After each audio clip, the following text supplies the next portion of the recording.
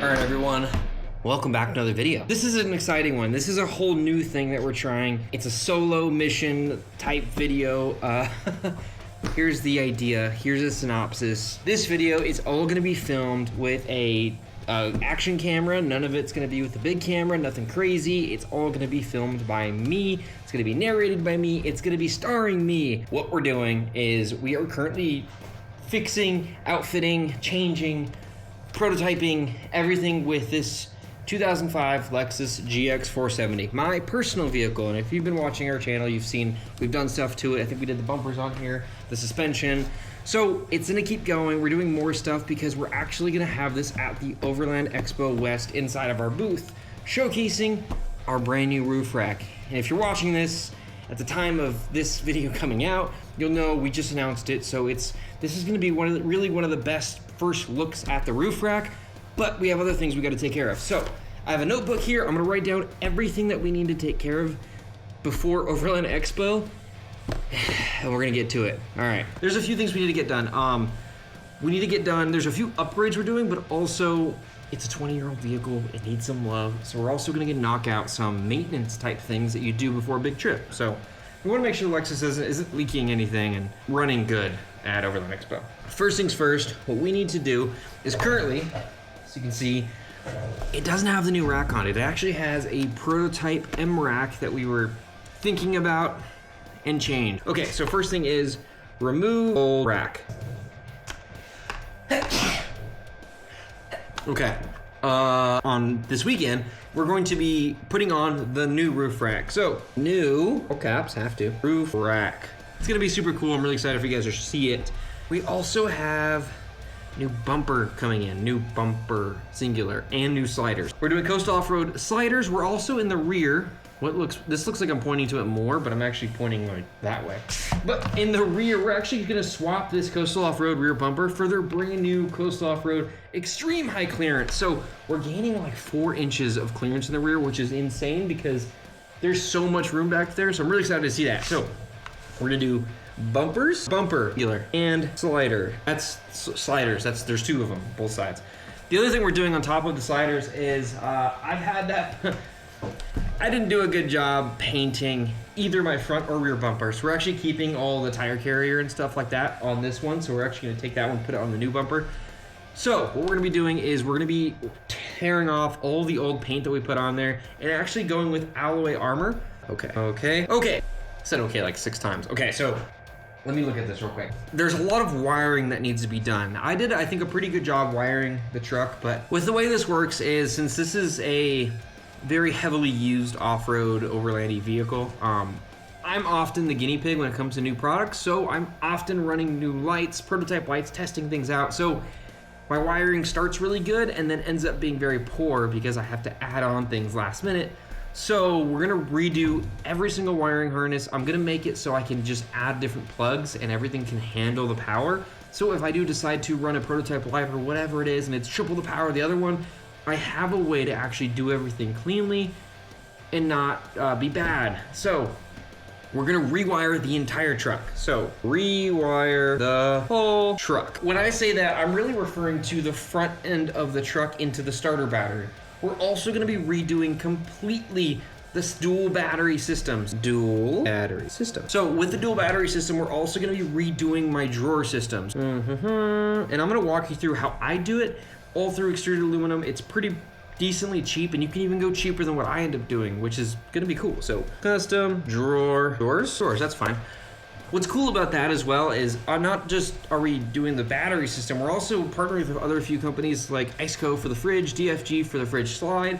So it's gonna look really good. We're also throwing a Pro Eagle jack in the back, which is, it's just cool. I'm really excited to do all that. It's gonna look amazing. It's gonna be very, very functional. That's the most important. This is a media vehicle, so it has to hold camera gear, it has to be safe, it has to have a good way to secure things. I'm really excited for all that. So that's what we're doing with the drawer system. That might be it. With that too, with all the dual battery system, we're gonna be redoing all the wiring for the dual battery system, which includes all of the accessory lights. So the rock lights, the roof lights, the side lights, the amber backlights, all of that is actually ran off of the dual battery. So I have 2 different switch systems. One is for the starter battery stuff, which is all the high power stuff that runs off the alternator. And all the other accessory stuff, the camp stuff, the side lights, the rock lights, all of that actually runs off the secondary battery, which runs off of a different switch system. But I think that's it. So we have removal, new roof rack, new roof rack, bumper and sliders, refinish bumper and sliders, rewire the whole truck, dual battery system, custom drawers. Oh, maintenance stuff. Maintenance. I don't know how to spell maintenance. Okay, you can't see what I wrote, so it looks like I spelled it right. Maintenance items. There's not much, but we're gonna do standard fluids. We might do transmission flush, or drain and fill.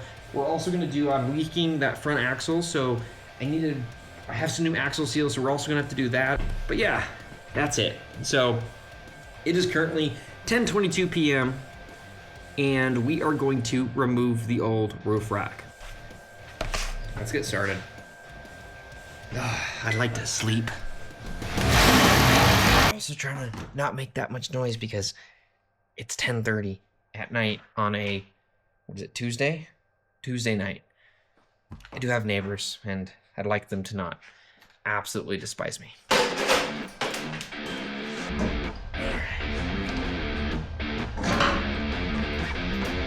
Oh my gosh. My balls are stripped.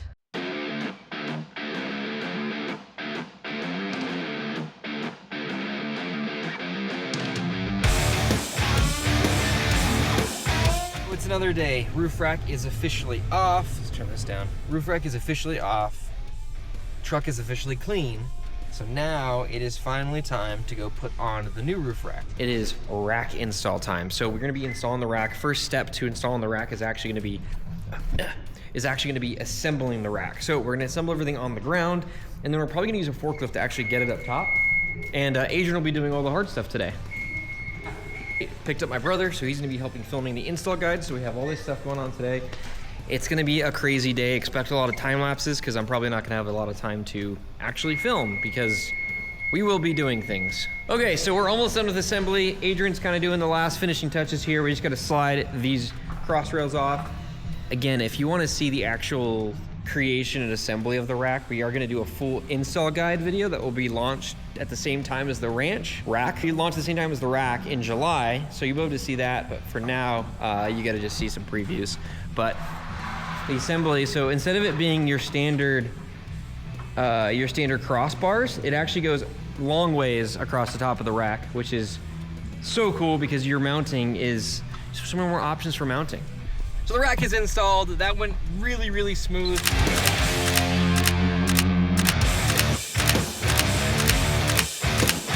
That was really easy. I'm really stoked on that. So now it's off to go do some other things. We're gonna start taking the bumpers apart. So we're done with that section. So take a look at the rack and then we're done.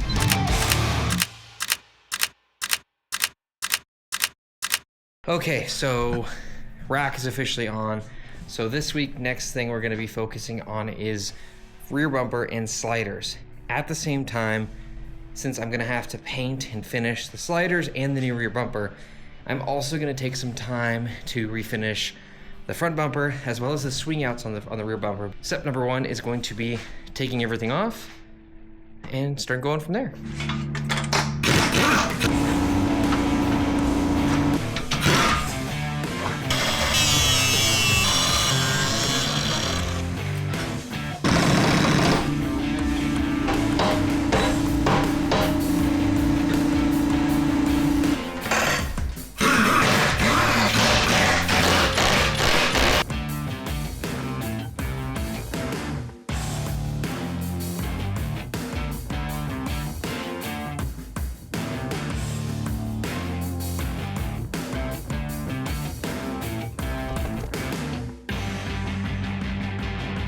Okay, so the bumpers are back from sandblasting. So next up is gonna be painting them. Okay, so the first coat is on, and it is pretty decent actually for the first coat. Normally I'm used to the first coat just looking awful. This paint dries in, not even exaggerating, minutes, like 2 minutes. By the time I do all of it, the first one's dry again. Everything else looks good. This stuff is very acetone-y, so I'm gonna throw the mask on and some gloves, and then keep going.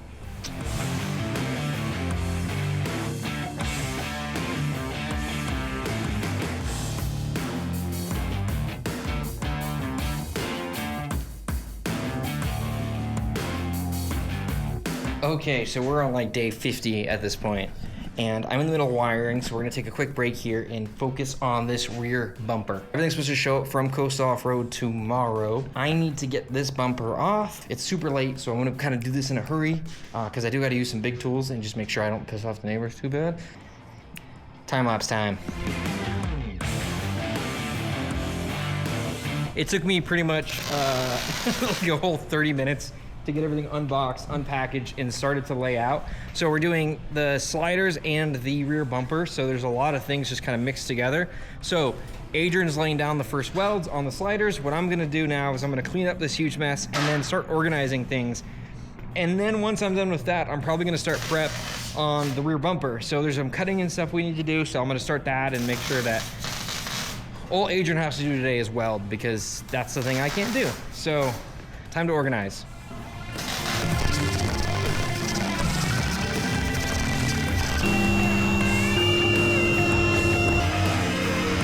Okay, so it's the next day, and we got the sliders all wrapped up. Now what we're gonna go ahead and do is take them off and start painting them, and then we're gonna start working on the rear bumper either tomorrow morning or this afternoon. So let me show you the sliders.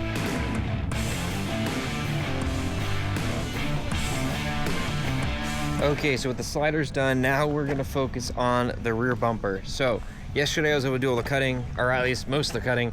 Now we need to cut that full rear member. So that's what we're gonna do now.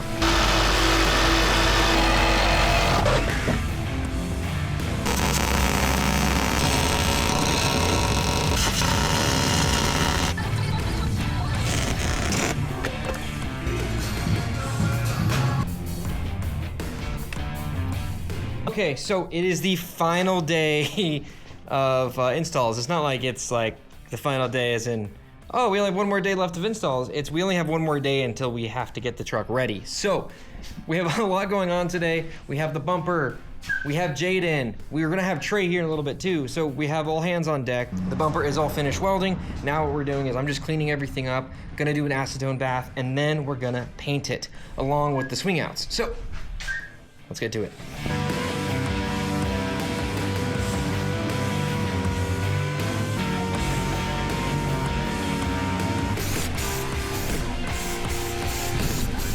Okay, so we did it. We're back from the shoot.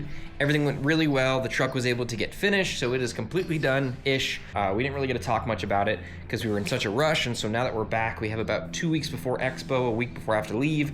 So I have a couple hours to spare to show you guys the new bumper, show you guys how it went together, some changes we made, and all that good stuff. So let's go ahead and just dive right in. Okay, so here she is. She's all complete. As you can tell, there is no jerry cans on here. There is instead the Pro Eagle, which that didn't end up fitting. We were driving home like the Saturday before we had to leave for the trip, and I really put together that there's not gonna be enough room back here. I mean, this is so tight, and normally I had these Pelican cases back here that held the water pump. I just realized that the space between this is so much tighter. I knew whatever had to happen on this had to be very on the face and just nothing on the back, and super low profile. The radio antenna barely fits on there. But last minute, we were gonna mount this on the drawer system in the back, but I decided, hey, we have the holder.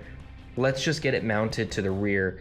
And we played with a few different mounting options. This is really as close to this as I can get. So it is a little off center. It also looks lopsided, but that's because the swing out is a little crooked onto the body. I'm not gonna change it. That's a huge change. I'm just gonna let it be crooked. That's totally fine. I might one day just kind of get this tilted so at least this is straight, but it doesn't really bother me at all. But that's the huge change, is we mounted a Pro Eagle to it. We actually got this piece of just bar steel at Ace Hardware on the way to the shoot and made these cuts in the middle of quartzite. So there's some hangover and stuff. I might actually just address that today if I have the chance, and just clean that up a little bit, get that nice and tidy, maybe even round it off or something. This side looks good. I don't know, we'll see. But yeah, we did all this in just the dirt parking lot, and it's been like that. It only has 3 bolts holding everything together, but it's been super secure, so 0 issues with it. It's been on some gnarly trails already and hasn't budged at all. So that's awesome. It's been working great. Tire carrier is the same as before, so nothing's really changed here. This is gonna be the same as it was before. This is the rear bumper. It's all done. It's pretty dirty right now, but this is it. I'll show some before and after of the original bumper to this bumper.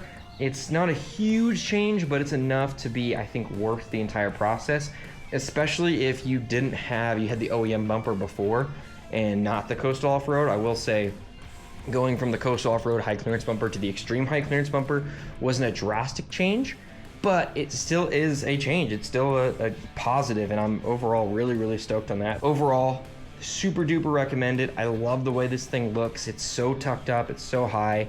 Yeah, there it is. So that's everything on the bumper. So here's some before and after stuff, and then we'll get into the next section.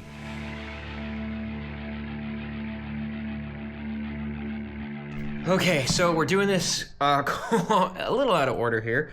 This is Future Jacob chiming into some of the wiring. A lot of the wiring ended up happening pretty quickly, and making wire harnesses only goes so far. Plus, I also didn't make that many harnesses. I really just cleaned a lot of them up. So what we're gonna do real quick is we're gonna walk through all of the wiring I did, categorize them into under the hood lighting, so the starter battery, the dual battery system, and then everything that has to go to the back from the front. So what I'm gonna go ahead and do is I'm gonna walk you through everything from the front to the rear and talk a little bit about the wiring, how I did it, some tips and tricks for you. So when you're doing your rewiring or you're wiring your truck for the first time, you can kind of look at some of the hints and tips that I decided to do to make this process a little bit smoother for me. All right, so let's go ahead and talk about the front bumper. I wasn't able to showcase the finished product because we were just rushing to get this done. So I'm gonna take some time now to explain how I did the front bumper, some tips and tricks for when you decide to do your front bumper, and some things I learned along the way. We have a ton of lights in here and a ton of electronics, right? So we have the 4 FE3s nested inside the bumper that all power onto one switch. Then we also have the FE4s here that are powered on a separate switch that are also on top of the bumper. Right off the bat, what I did was I made a simple harness. As you can see here, this is the harness for the FE3s. It just goes along here and up into this. So all the FE3s are hooked into one harness. What's neat is I added these big, huge 10 gauge, if you see them, these 10 gauge plugs here, right? So we have one here and then one down there. One is for the FE3s, one is for the Flex Air 4s. What I like to do with the Flex Air 4s, just because I'll be honest with you, I'm a kind of a fan of the Raptor lights. I really do always love the way those look, but I'm not a huge fan of actually running them traditionally in the grill. So what I decided to do a long time ago was run the Flex Air 4s. When the headlights turn on, so do these 3 backlights. So I kept that wired the exact same way. When the headlights turn on, these 3 turn on, along with the FE3s inside of the Freedom Outfitters headlights. But I wanted to make sure that those 3 still turned on, but I really like being able to turn on all of the amber at the same time. So all of the amber on all the Flex Air lines in this truck are actually wired all the way to the back of the truck, which we'll get into in a little bit, but those are all wired together. So in order to get these 3 to actually operate on both the headlights as well as on the amber switch, I ran what's called a 2-pin, I think it's a 2-way diode. It's a really unique product. I'll actually link it down below just because it's such a unique product that I was able to find. It's a dual-way diode. They're really neat. I have a couple of them all throughout the truck. Okay, so that's kind of what I did here. I went ahead and for the winch, since this is a very high clearance bumper, pretty much every Toyota bumper, especially in these Lexuses they're really tucked up, and so in order to run the winch, you do have to run the control box separate. So the control box is actually mounted over here. I've seen a couple kits that put them right here or right here. However, it does fit nicely right there. So that's it for the bumper. Let's go ahead and move our way into the engine. The first thing I need to do really right now is get this plate all dialed in. So this is a battery plate I made, painted it, and then I engraved it, which I thought was pretty cool. I'm going to get this thing kind of set up how I need it to be, but that means I need to clean everything. I need to clean everything down. I need to clean all of the mounting. I'm not going to replace everything in this just because there's a lot of good stuff still here. So I need to go through, clean all of this up. Once it's all clean, I'm gonna get it mounted just so we can figure out where our wires actually need to go. I have some wires running to the back of the car right now, so I need to figure out how many wires need to run on the back, where things need to pop up. I'm gonna start with cleaning everything off, figuring out what I need to mount this thing, and then getting my runs ready. So we're gonna start cleaning.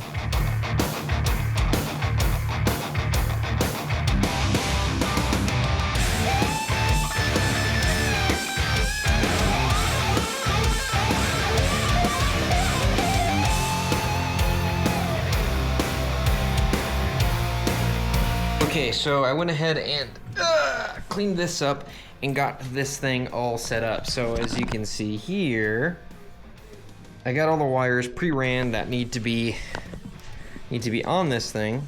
So everything's nice and tucked and super nice. I have a lot of room underneath, which is helpful. Okay, so as you guys saw, I was able to actually put all this together outside of the car and then go ahead and drop it in. So everything is still here. It's just really dirty right now, but everything is nicely ran. I was able to clean up a ton of the wires underneath, get everything cut to appropriate lengths, so we don't have many extra long runs. There's a few things I did have to add to everything, just like this ground cable, just because I was having a little bit of EFI interference with some of these newer prototype lights. So I had to run this ground right here directly to the battery ground. Instead of this was normally just ran to one of the body grounds. I did run it directly to the battery just to see if I can clean some stuff up, and it worked flawlessly. So that was amazing. But the battery tray works great. This little fuse block right here is powered is actually wired directly to the second battery system all the way in the back, which we'll talk about in a sec.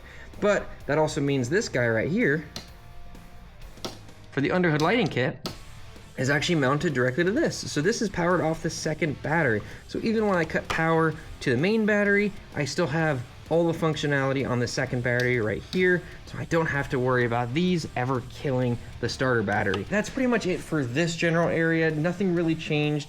I didn't even redo the FlexAero 3 harnesses for the ditch lights. I just genuinely thought those were perfect. And then these are the light, or the actual harnesses for the two Cyclones up there. So back here is where everything gets kind of interesting. We have all of the FlexAero lines that need backlights powered. Again, they're all powered off the second battery, which the second battery is located in the back of the truck. So what we did is, this is gonna be a little confusing. There's this 3-pin Deutsch here. This 3-pin Deutsch actually connects all 3 sets of the FlexAero lights. If you look down here, there's this big, huge 8-gang Deutsch connection. If you can see it right there, it's kind of hard to see. It's nice and tucked away on purpose, obviously. So this runs all the way to the back of the truck, into through the entire truck, all the way to the dual battery section. So we have the Titan amber backlights. We have all of the side lighting on the platform 1, and we also have, I think, the power from the second battery to this system running through there. The amber backlights, everything that needs to run all the way to the back of the truck is actually ran right through those. It's amazing. I love that system. If I ever need to add to it, it's all right there. It's going to be pretty accessible. And if I do need to make it into a 12-pin one day, I have the ability to do that. Everything is right there. That's everything that we did on the wiring and the rewiring on this truck. Okay, so now we're getting to the tail end of the whole build, which is really, really exciting. And now we're going to be focusing on the drawer system. Okay, so jumping into the walkthrough of this thing. Here's what we have so far. What we did is, I'm a huge fan of fridge slides going on top of drawers. I'm not a huge fan of it being the entire drawer, because you lose an entire drawer space. Wasted space. We have the DFG off-road tilt slide. I can really quick demo it. Comes out, and then once it gets to a certain point, it falls down and slides. So short people like me can actually access their fridges. This is not meant to really do it without the fridge on it. So without the fridge on it, it's a little tricky to put back. Just pretend that I'm a fridge. Okay, so a huge fan of fridge slides going on top. Obviously, if it's a tilt slide, even better. Just make sure whenever you're making it, you have it as close to the edge as possible, because it does need that breakover angle. Let's start making our way to the back. So on the back side, this is where all the batteries and power and all that good stuff is going to live. First thing you probably notice is this huge thing right here. This is the aux beam 12-gang switch panel. I needed a 12-gang switch panel because of the roof rack, so it's actually mounted right here. So the game plan for this is, I'm gonna pre-wire all of these into this 12-gang switch right here. So all of my ground is gonna have a central ground location, so I'm not actually gonna use the grounds in any of these. So all the positives are gonna actually go directly into this, and this is hard mounted to the actual system already. So all I gotta do is plug all those in and have a switch that it plugs in. The next thing we have is the batteries. So these are all gonna be wired together to give me 315 amps or amp hours versus your standard 105. Over here, this is where the inverter is gonna live.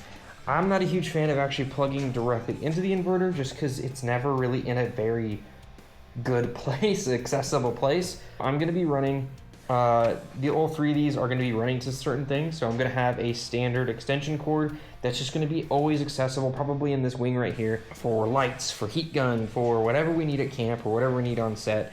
I wanna make sure we always have that ready. And then for the drawers, I actually have a plan for this one. Since it's so fat, I'm gonna be able to store batteries and whatnot, and actually have a little charging station. So that third one is gonna route under here, all the way here, to be right here inside of this drawer where I can be able to charge things, plug things up. I'm gonna use these mounts up here to just hold some cables so I can use it as a, kind of like when you know, those fancy people have the plugs inside of their drawers. That's what that's gonna be. The DC to DC charger, how it's gonna happen is I'm actually gonna run one more right here, and then there's another one right here. So we're gonna run a couple off this going this way, so I can mount this one. We'll mount it, let me just grab it a bit better. So we'll mount this one about right here. I'll probably finish that up tomorrow. It's super late right now, so no more cutting because it is insanely loud. Okay, so we finished the drawer system outline, right? So we figured out how we're gonna run everything. I've figured out also I'm gonna need to assemble most of it actually in the truck. What that means is I'm gonna have to get the base done, get the base all ready. I'm gonna get the dual battery system all ready to go, so once it's in the car, it's just plugging stuff in. I don't wanna have to make wires while I'm in the car. It's just gonna be a little trickier, and if I can pre-make them and get everything routed that needs to be routed on the actual system, just gonna be easier. So, we're gonna talk a little bit about how to actually set up a dual battery system. It's actually way simpler than you might think. So, what you need is a second battery of some sort. That's the first step. The second step, well, I guess actually, first step is you need a starter battery. You need a way that your truck turns on and starts. That's the first step. Second step is you need a second battery. Now, technically, you can just throw this in the back and you'll have a second battery. You can even run things off it for a little bit, but then the issue becomes charging. So there's a few different ways to charge a second battery. So we're gonna talk about the way that I'm gonna do it, and then there's also another way that people do, but this is, in my opinion, the best way to do it. So what we're gonna do is run a DC to DC charger. What that means is we take the DC current from our alternator and use it to charge the second battery system. That is, in my opinion, the most efficient way to do it. You can also run what's called an isolator, which means that they connect the batteries with a flip of a switch. So as your batteries become low, you flip the switch and they connect to each other and they start charging each other. The only issue with that is if you accidentally leave that switch on and you run a fridge all night, your starter battery is also being drained. It kind of gets tied into the pool of your batteries. And I personally don't like that because I always forget to do things. And I live in Arizona. I really do like the fact of having the second batteries always on, always ready to go, running a fridge, things like that.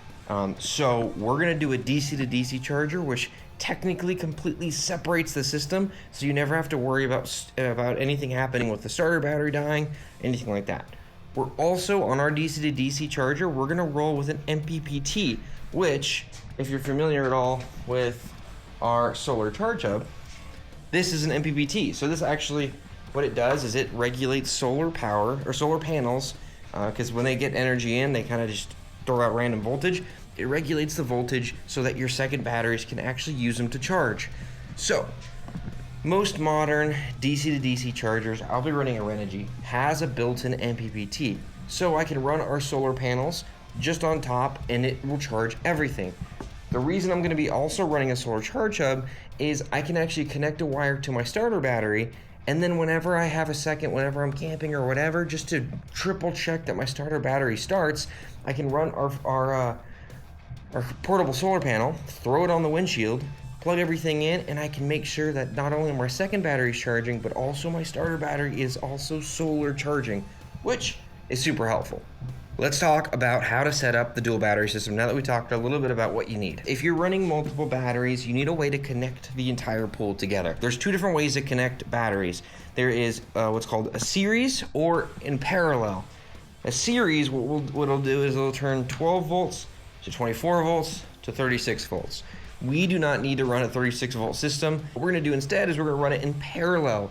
What that means, and the only thing that's different is how you actually connect the cables. In order to run them in a parallel, which is what we're gonna do, which turns all of these banks, instead of it being a 12 volt to 24 volt, it'll be all a 12 volt system. However, it'll use the same battery banks collectively to make it 105 amp hours to 315 amp hours. This will just basically increase our available battery. What we're gonna do is we're gonna have to create a 1, 2, 3, 4, 5, 6 of these 2 gauge wires to the exact same length. It's important that they're the same length. It'll just help battery life over the time, and also just help with efficiency. With that being said, I have them all cut right here.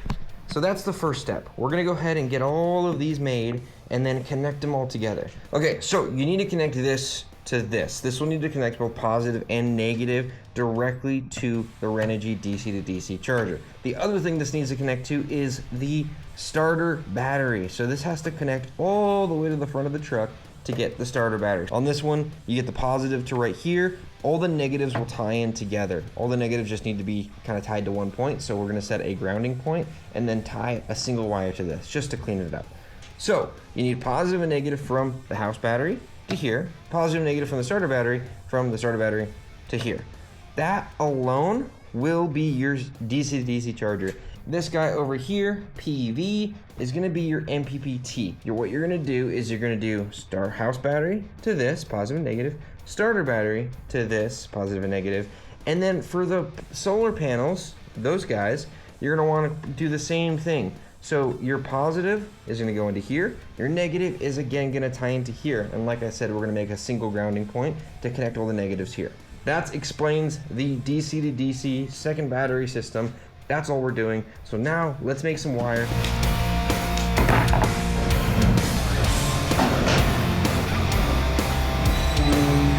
Okay, so drawer system plate is in, it's secured. We're kind of over the mocking stage. I think we nailed it.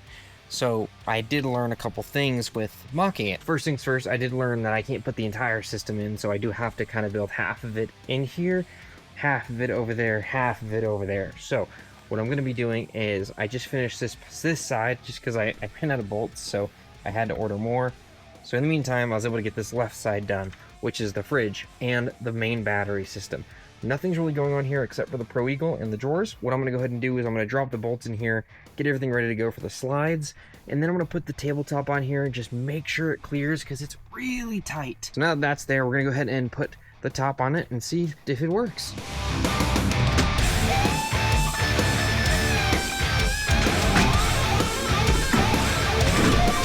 Okay, so we're back from the trip. So now we can talk about how the drawer system ended up going. The last time you guys saw it, it was a little different.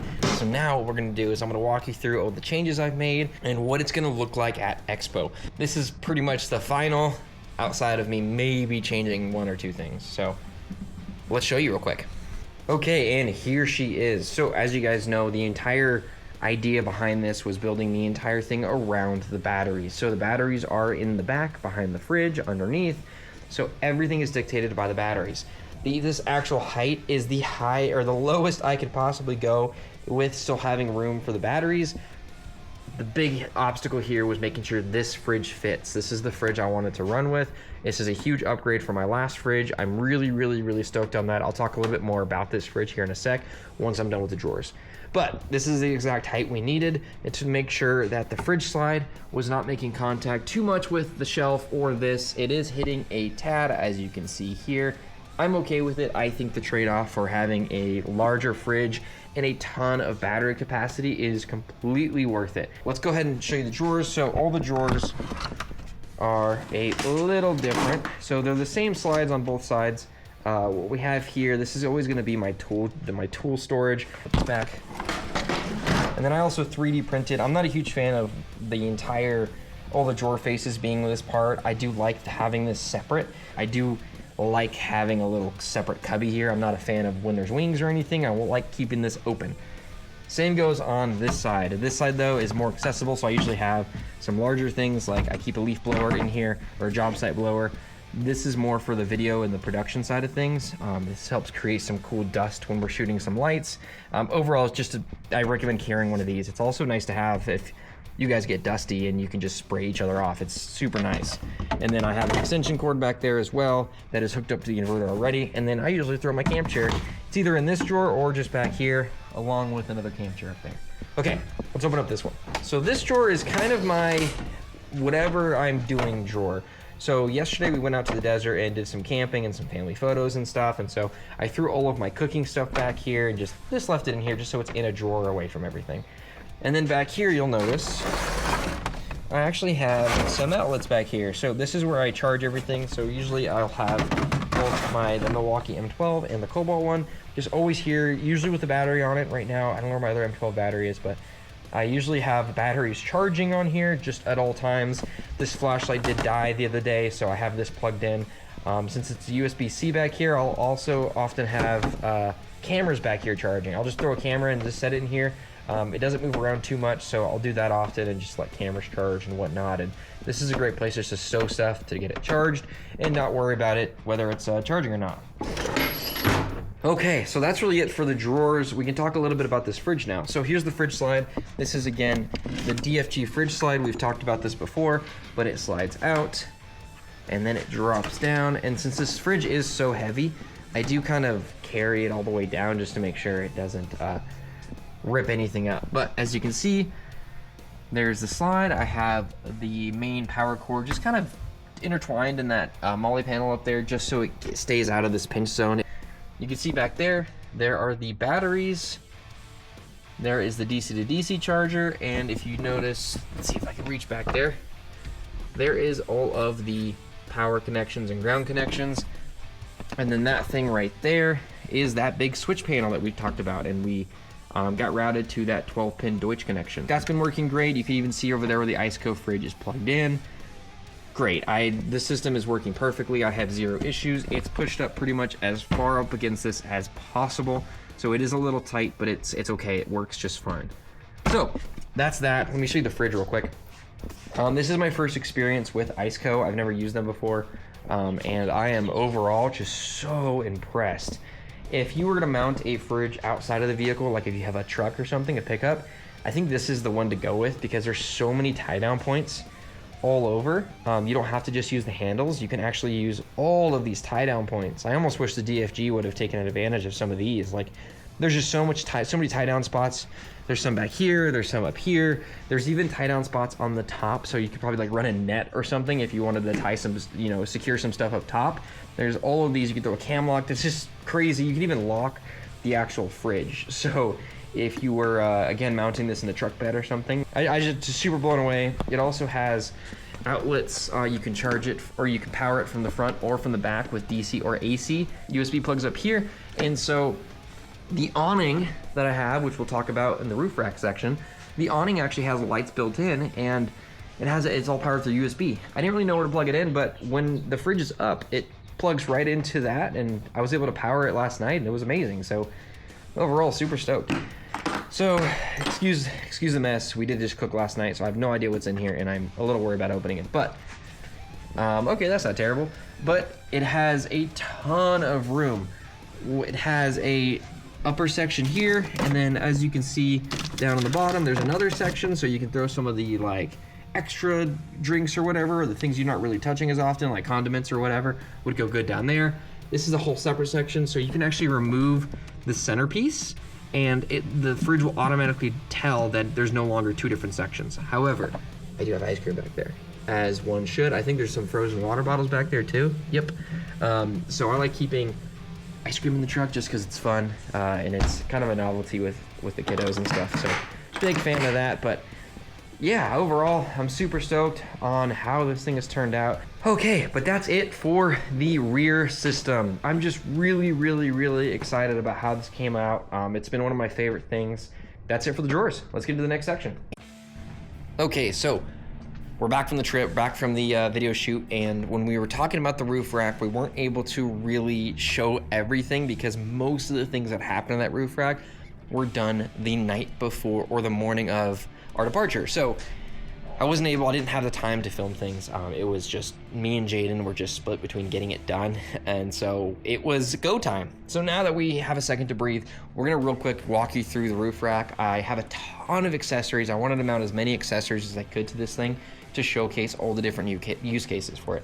Just note, a lot of these pieces are gonna be prototypes still, so I painted them with some alloy armor and then immediately bolted them down. So there's some missing paint on a few things. Some of the brackets aren't ours, so I'll walk you through which ones are ours and which ones are not ours, and then yeah, just show you the whole thing. So we're gonna hop up top and start showing you. Actually, before we hop up top, let's just walk you through what's visible. So we'll do a full perimeter and show you all the things on it, and then we'll hop on the top and actually showcase how things are mounted, the idea behind things, and all of that. So let's start with the back here since we're here. So starting up, let's go from here to here. We have the Flex Aero 1 light mount. So they actually mount, so this outside extrusion was one of the big, huge factors of this roof rack and one of the cool selling and unique points to it. So we try to take advantage of it as often as we could. So this bracket, actually it basically looks like this, but you mount the Flex Aero 1 underneath it, and so it's just a really nice way to get this thing tucked. It does kind of come in contact a little bit with my spoiler, so we might adjust it a hair, but overall, this is one of my favorite mounts. I think it's amazing. This is how I had it mounted on my original rack. Moving on over to this side, we actually have our chase bar mounts. So there's holes up top here that allow you to either mount it on the bottom of the rail or on the outside.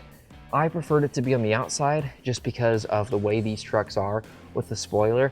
This area right here isn't very visible, and so I wanted the chase bar as high as possible. Those are the chase bar mounts, and then on this side, again, I have the other Flex Aero 1 mount up here. As you can see, my alloy armor is failing a little bit up there, but it's okay. That's it for the rear. Let's start making our way to, there's not much actually on that side, just the awning, which we'll talk about when we get on top. So let's go to this side. So right here, you can see this is gonna be the awning bracket. So what this does is the awning tie down bracket. So if you've ever used a 270 awning, you know you have to wrap the whole thing around and attach, whether it's included a bungee cable or whatever. This is the FSR one comes with its own little latch system on a cam lock. So you just attach it directly to this on either side. Most 270 awnings need 2 connection points, so one comes from this side, the other one comes from this side. However, the FSR one only needs one side, so I'm able to just mount it up right here. These are the handles, which I will real quick kind of show you how they work. So you just like this. It has this nice bent over. Huge fan of these. I think they look really good, and I also use them every time I get to the Zargus cases, which we'll get to in a sec.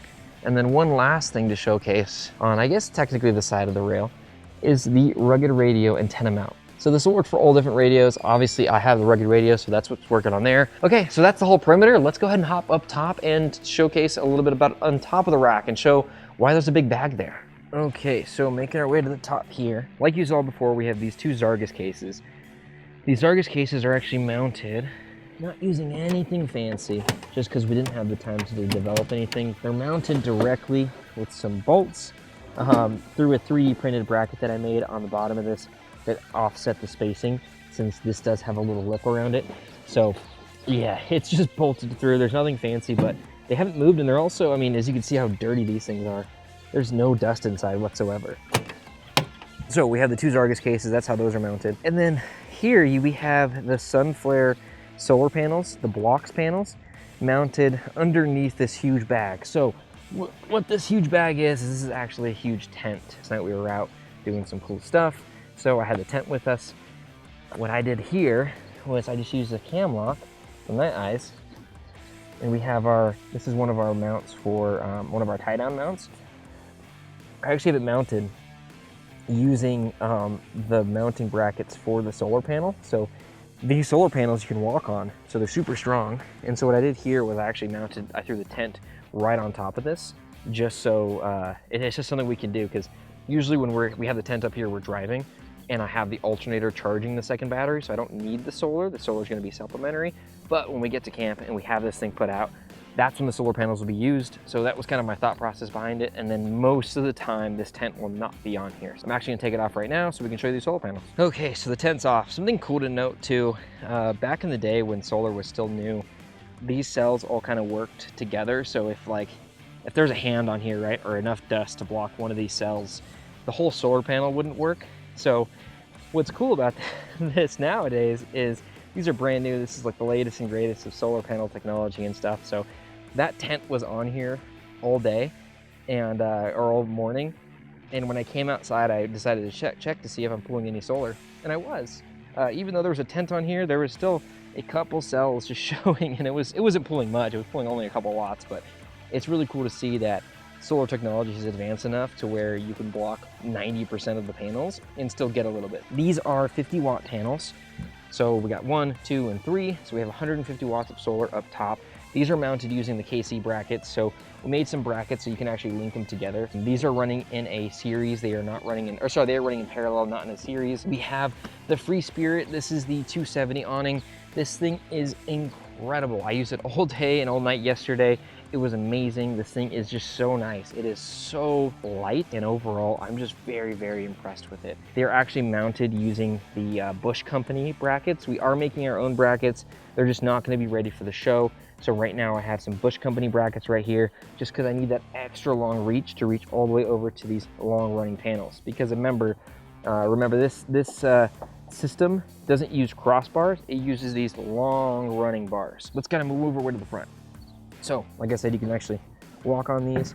So the only other thing I have up here is the solar charge hub hooked up with the mounting bracket, and this is just on magnets. So I actually can't even lift it because it's so magnetized and I don't feel like trying to do that right now. But the reason this is here is gonna be whenever I always keep the portable panel, which you can't see here, but I keep the portable panel in the truck pretty much all the time, especially on bigger trips. So what I do is I keep all of the wiring in here that is used for this. So this will actually get connected to the starter battery.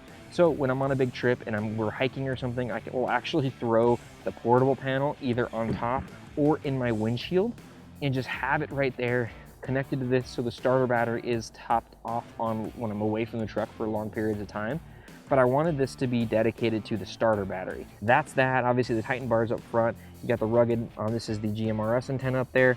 So yeah, that's really it up here. I'm really stoked on how it's set up. These Argus cases are just so impressive. I have zero gripes with any of those. I have the locks on them, so that's super nice. That's it for the roof rack.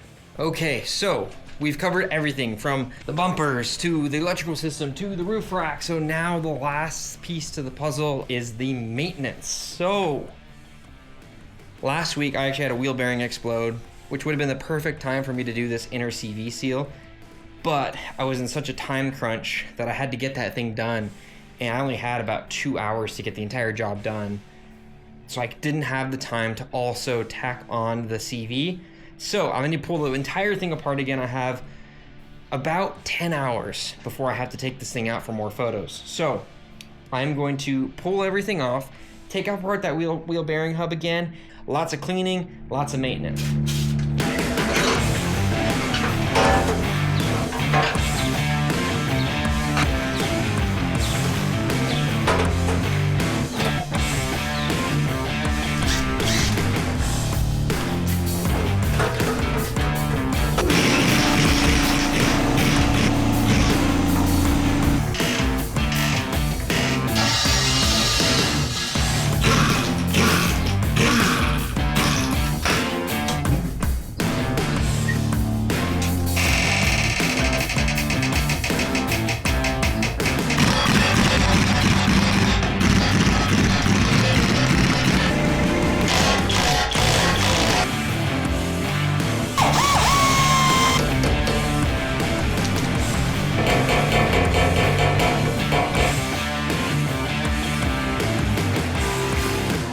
Okay, so we've made a ton of progress. I went ahead and took the wheel hub off. So wheel hub is off. I'm gonna get to cleaning in here. I had a wheel hub explode just a couple days ago, and it left there's a ton of crap in here that I never really got to clean out because I had to swap this out in a hurry. So I'm gonna go in there and just do a little bit better job cleaning it up, possibly take a wire wheel to it and just get it cleaner, a little bit more buttoned up, throw some more grease in there because at the time I just threw a ton of anti-seize in there, so I'd like to throw some grease in there. And then we have pretty much everything ready to come out. So as you can see back there, it's just a ton of oil everywhere. Luckily, I'm not leaking out of the CV. The CV is totally buttoned up. This is a pretty new CV. I'm just leaking fluid. So I need to put a new axle seal back there. So what I'm gonna do is I'm gonna get this all ready to go. Then I'm gonna pop this sucker off. When I do that, I'm actually gonna jack the truck up even more on this side. I have it jacked up in the middle right now just because I had to turn the wheel a little bit. But I have it jacked up a little bit out here. And I want it to be higher on this side so I can pull the CV axle without actually leaking anything.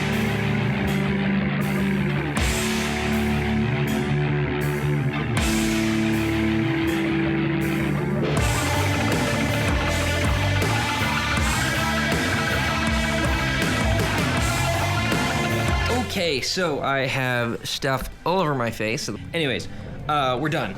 Everything is good. We're put back together. Everything is torqued down. I like to just look over everything just to make sure, look down at all my parts, make sure I don't have an extra, couple pieces or something, extra bolts. We look all good. The only thing left to do is put the skid plate back on, but it is so just caked with grease and oil and like oil residue from this thing leaking for a couple months. So what I'm gonna do is I'm gonna basically put the wheel back on, get it back out of the out of the garage, get it jacked up as high as I can possibly get it, put some jack stands under it, possibly zap the wheels off, and then I'm just gonna simple green the entire thing and then just take a pressure washer to it. It's gonna get really gross, but I think that's gonna be the best way to clean this. Even brake cleaner's having issues, so I think I needed just some of that pressure washer, some of that, pressured water. So I'm gonna go ahead and get this all ready to go. But that's it for maintenance. So we're pretty much wrapped up. So I'm gonna go ahead and get that piece done, and then we'll move to the end of this video, which I'm just so excited for. I feel like I've been working on this truck non-stop every day for about 3 months. So let's wrap it up. All right, so the CV axle is done. The seal is sealed. I'm not leaking anymore. It is great. It is super clean under there. It's kind of weird. I spent a good while cleaning, so I'm really, really excited about the fact that I'm not gonna be leaking anymore. I do need to pick up some more gear oil and fill that up, but other than that, we're done. So 3 long, hard months of just non-stop wrenching pretty much every single day has come to an end. I'm really excited. I'm really excited to go inside and see my family again. That's gonna be cool. Just note that I worked on this until the final hour. So it is currently the week before Overland Expo. Now that Overland Expo is today, go check this thing out. It'll be sitting in our booth along with some other amazing vehicles showcasing the Platform 1. I'm really, really excited for you guys to get some hands on with it. Take a look at everything. I'm just really excited about this roof rack. I think Adrian, who was the lead designer on this, just poured his heart out into it, and you can really, really tell. This thing is just, it's really, really neat. I'm really excited to showcase this thing. I'm excited to test it even more and keep running it. So far, I've loved it, but I'm really excited to get it out into your guys' hands and just let you guys play with it and take a look at it for yourself. It's been quite the hell of a journey. Thank you to everyone who helped out, all the brand partners. Couldn't have done it without you guys. All of the extra hands and help I had, from Trey to Jaden to Taylor to Adrian to all the help I was able to have building this truck. It was a blast. I'm really excited to do something like this again. And if you guys liked this content filmed with the action camera versus a big camera, I'd love to do more. This was a lot easier than setting up the big camera and using tripods or always needing somebody to help film. For me, since I'm the only one doing it, it was kind of nice to be able to just set up a camera, do it in my garage after hours whenever I had the time, and get it done. So it was a good time. Let me know if you guys want to see more of this kind of stuff. Maybe we'll find some more stuff to do to this later on. Okay, that's it though. I'm so excited to see you guys at Expo. If you see me, come say what's up. I will be hanging out by the truck and in the booth.